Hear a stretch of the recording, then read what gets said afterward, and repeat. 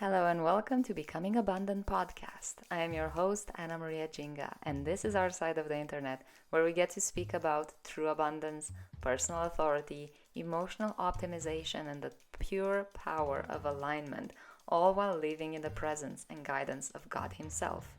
I am a holistic coach and mentor focusing on healing the emotions keeping you stuck so that the mind and body can align and live a limitless life.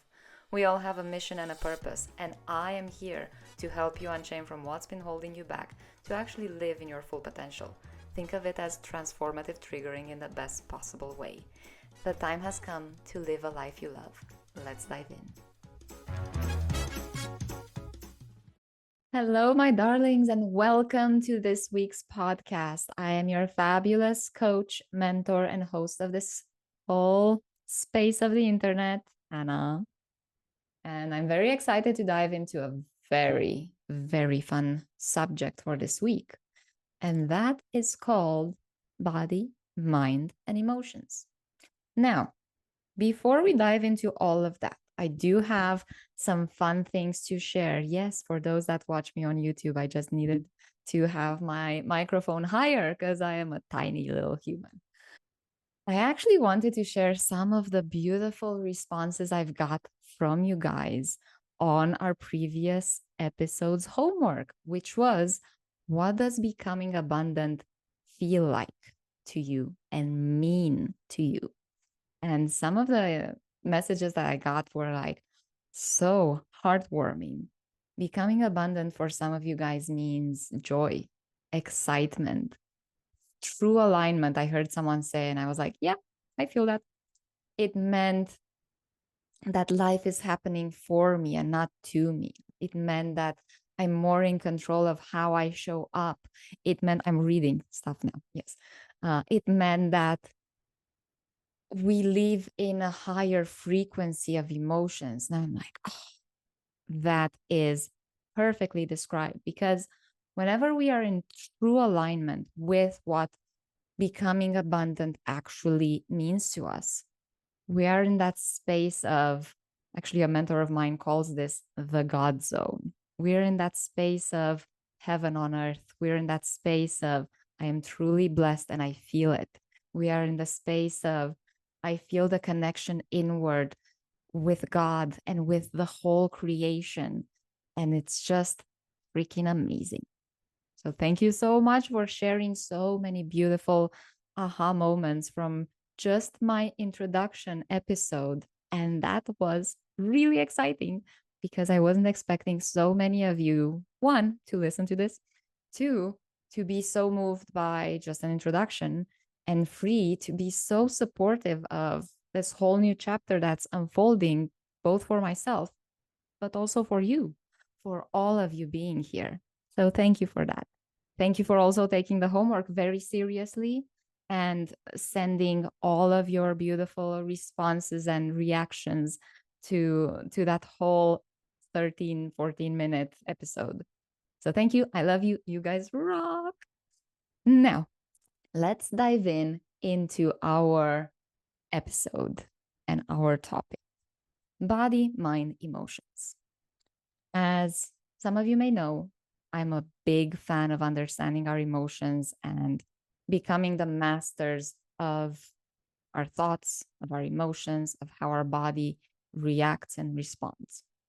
Because the body is actually the full manifestation of our thoughts and feelings. And whatever we think is being felt by the body, whatever we feel is being perceived by the body of each cell of it, every cell of our body, every molecule, every little atom, every little speck of us hears and feels what we tell it.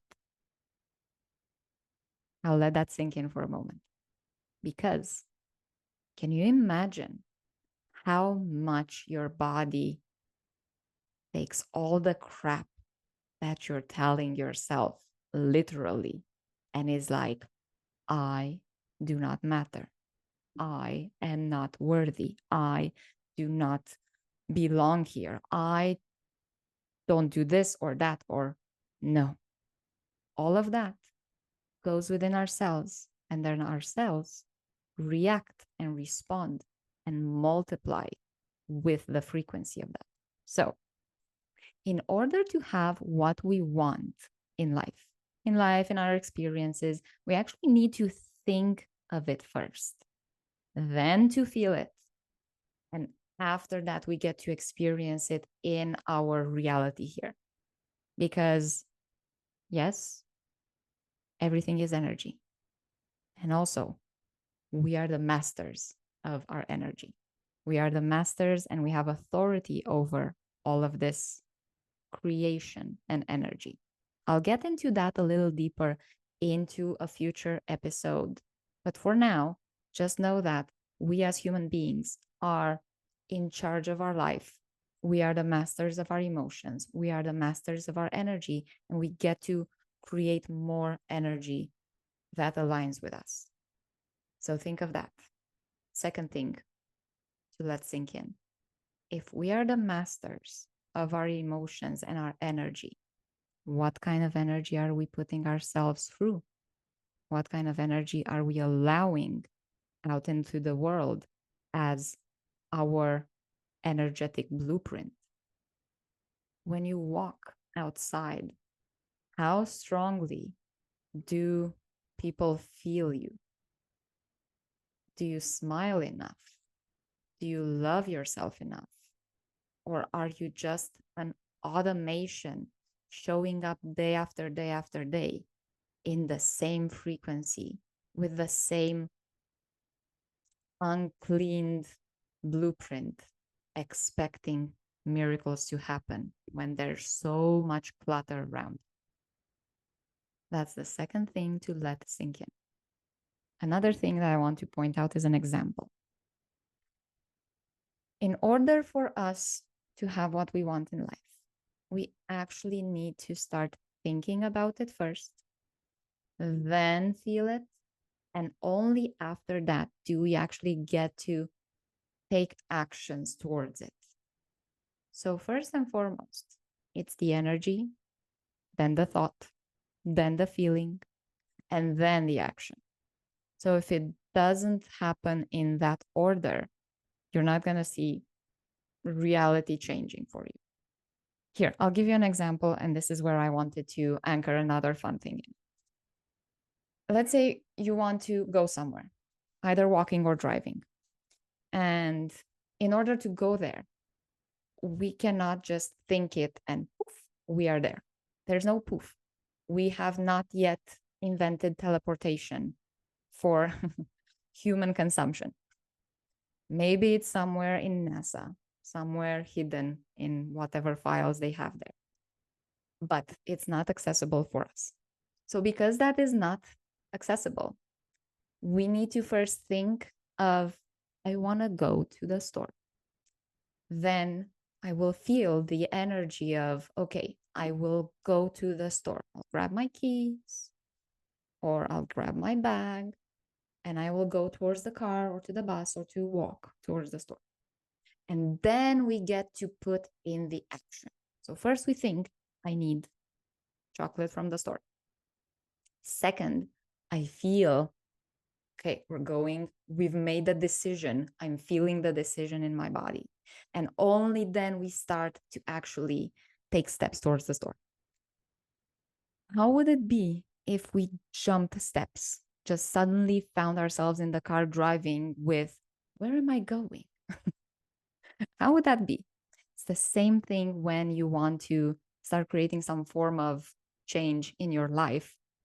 You first need to think it, then feel having the chocolate, and then make it happen.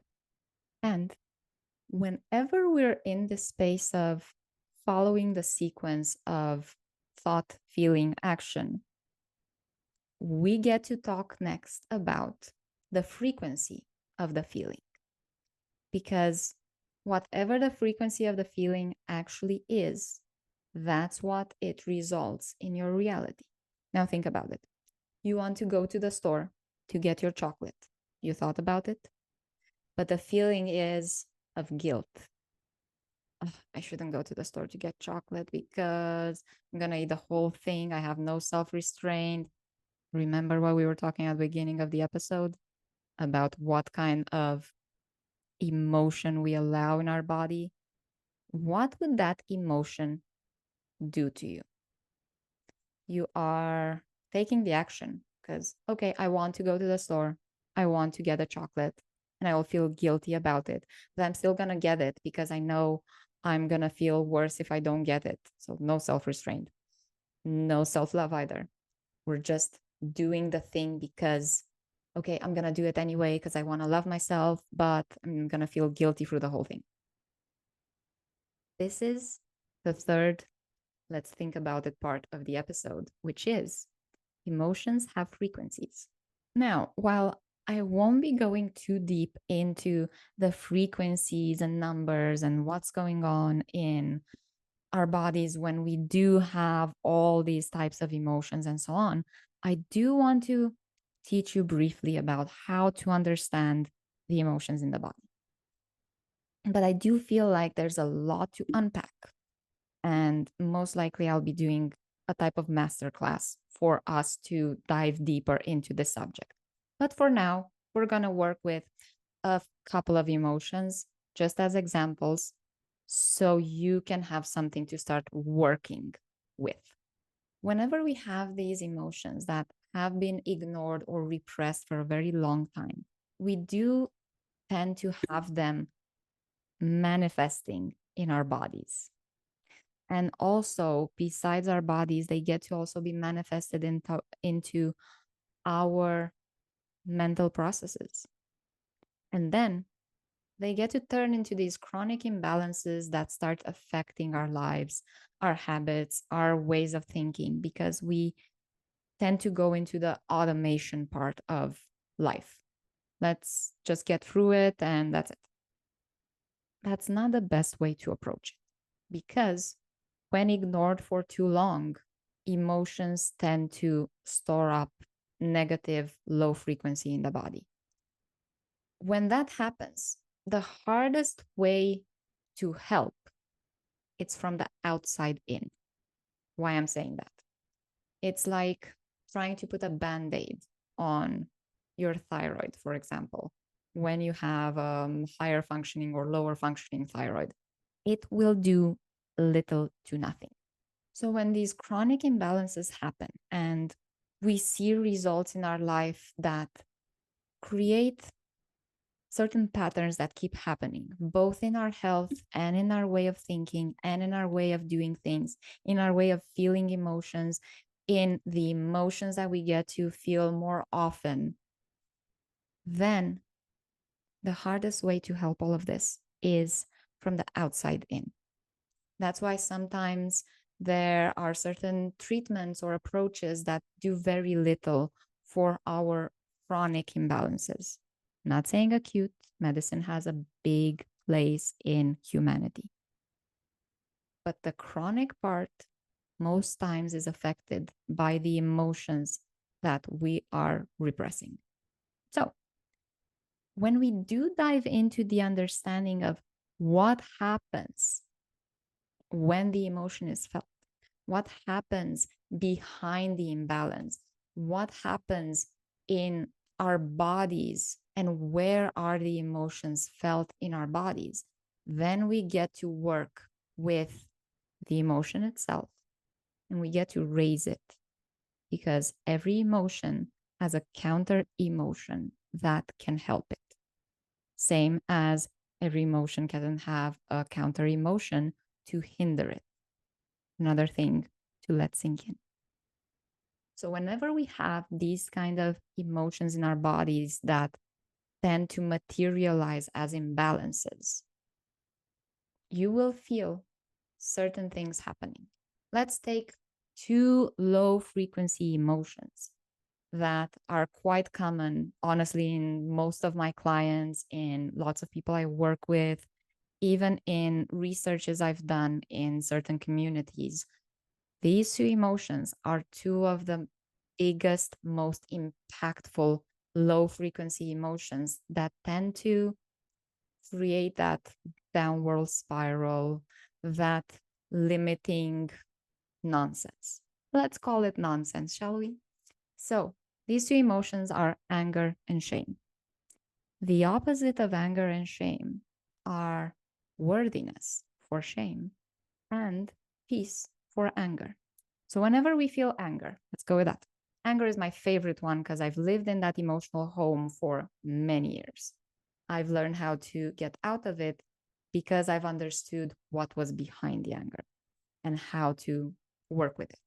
So, as we take anger, for example, whenever I speak about emotions, anger is actually my first one that I address because it was one of my favorite emotions to use as a response instead of an experience because I didn't know how to control anger. It just bubbled up and took me over.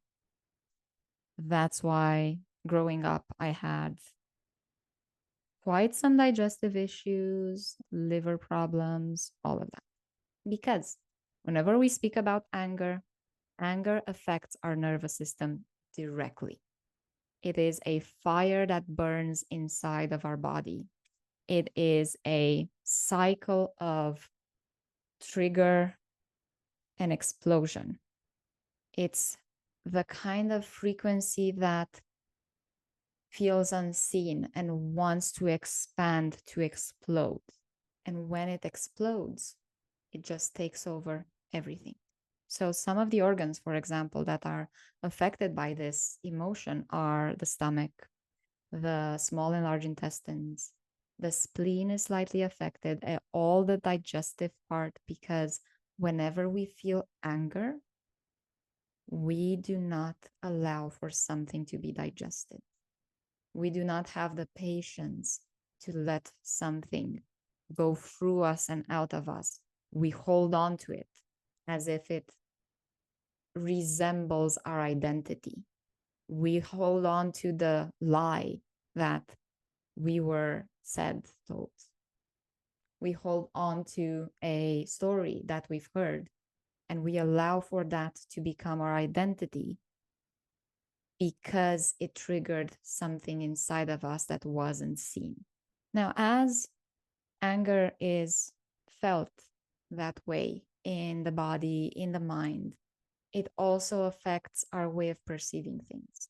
It also affects our ability to understand the full story of a situation.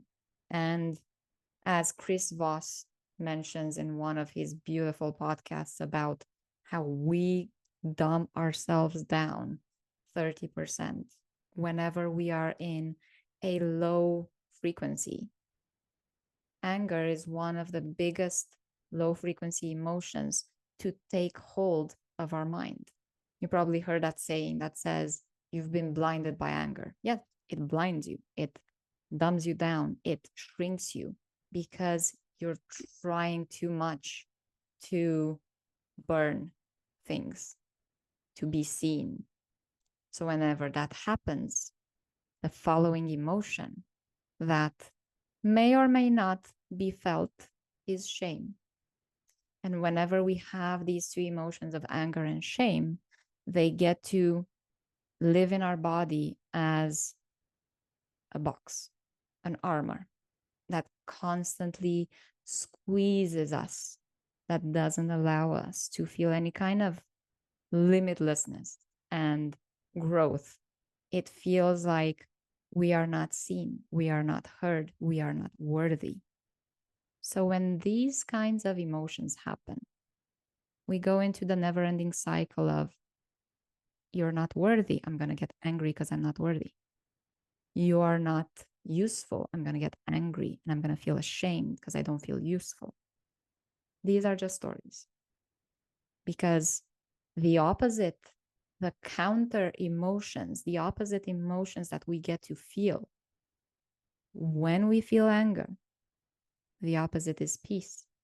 When we feel shame, the opposite is worthiness. So, how would those emotions change in your body?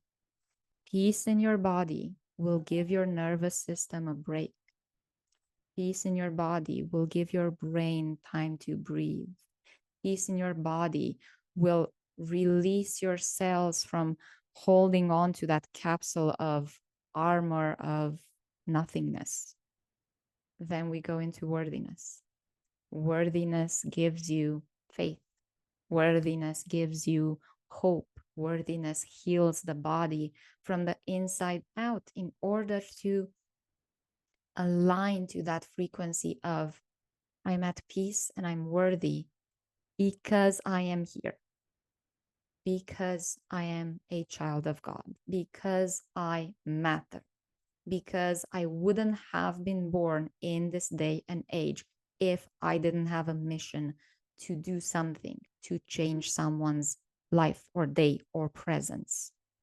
You don't have to be a public speaker, inspirational, transformational, whatever, to make someone's day. Go buy someone a coffee. Go tell a mom you're doing fabulous. Go pet a dog on the street. Go feed a squirrel. Go sit in the sun and be with God and say thank you for this whole experience. You matter. You matter because without you, the people that were around you would have missed from experiences that you got to create, from lessons that you got to bring.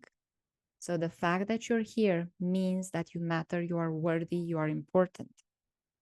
So whatever the storyline was that brought the anger and shame in your life, it's actually a deceiving lie that you've accepted because somewhere in your past, someone else made you feel unworthy. And instead of going to your creator and say, oh my God, I felt horrible, and him coming back saying, you are my child, you are blessed, you are worthy, you are holy, you went to someone else like you and expected a God answer from them. So that was my short presentation about emotions.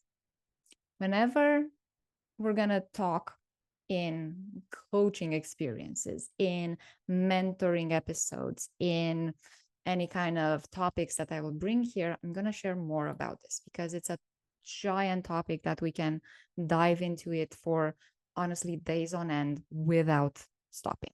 So that is why I want to bring more clarity around emotions. And it's very important for us as we go through our healing journeys, as we uncover what's going on, what's been getting in the way, that we also know that we have the power to change it, that we have everything we need within us to make it happen, to shift into something new, to connect to something greater that will give us the purpose to push forward.